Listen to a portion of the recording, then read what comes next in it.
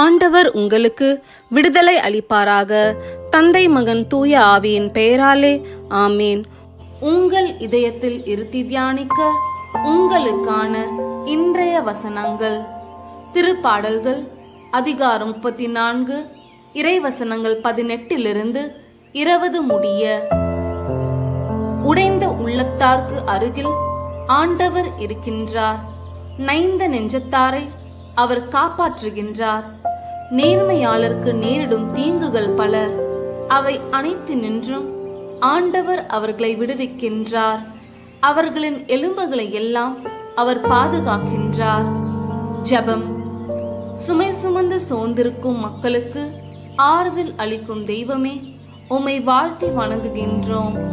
இன்று உம்முடைய இறை வார்த்தைகளை கேட்டு தியானிக்கும் உம் மக்கள் இனமாகிய எங்களை ஆசிர்வதியும்.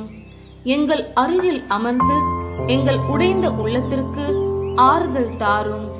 எல்லா விதமான அச்சம், குழப்பம், மனபாரங்கள் எங்களை விட்டு நீங்கி நம்பிக்கை தரும் உம்முடைய இறை வார்த்தைகளை நாங்கள் பற்றி பிடிக்க எங்களுக்கு துணை செய்யும்.